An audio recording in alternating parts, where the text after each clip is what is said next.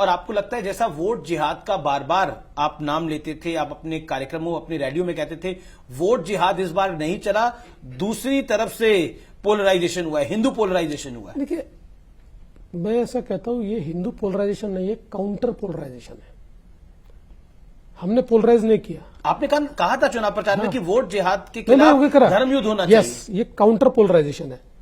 अगर कोई वोट जिहाद की बात नहीं करता तो हम धर्म युद्ध की बात नहीं करते। ये काउंटर पोलराइजेशन है। जिस प्रकार से उलेमाओं की 17 मांगों के ऊपर अपने घुटने कांग्रेस, शरद पवार जी की पार्टी और उद्धव ठाकरे जी की पार्टी ने टेके, और किस प्रकार की मांगे, ऐसी मांग हो सकती है कि 2012 से 2024 तक महाराष्ट्र में जितने दंगे हुए, उन दंगों में जितने मुस्लिम आरोपी हैं उनके सबके आरोप वापस ले लो, और ये घुटने टेक कर कहते हैं हाँ हमको तो मंजूर है, हम तो ये कर लेंगे, और ऐसी 17 मांगे।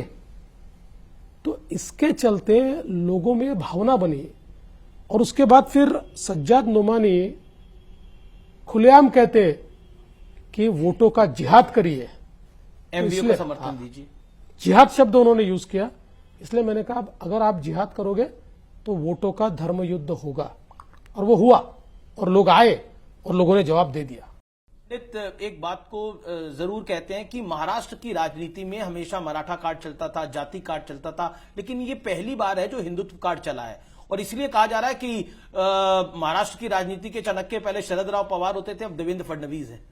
पहली बात तो मैं बिल्कुल कोई चाणक्य वाणक्य नहीं हूं। मैं मेरी पार्टी का एक बहुत साधारण कार्यकर्ता हूं।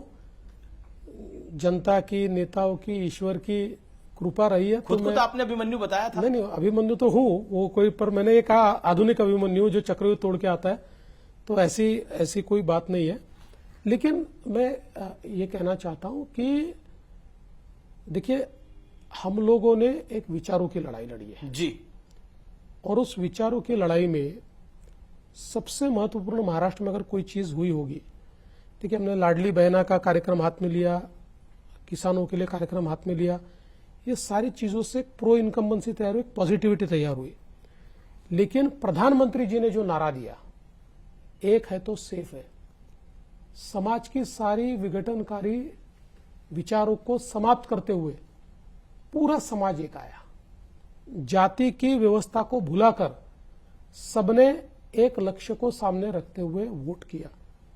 जिस प्रकार से लोकसभा के चुनाव में एक बहुत ही जहरीला पोलराइजेशन कांग्रेस और उसके साथियों ने किया था, और उस पोलराइजेशन के चलते उसके बाद जिस प्रकार की घटनाएं महाराष्ट्र में घटी, वो सारा देखने के बाद समाज के सभी तबकों के ध्यान में आया कि हम लोगों को साथ में आना पड़ेगा।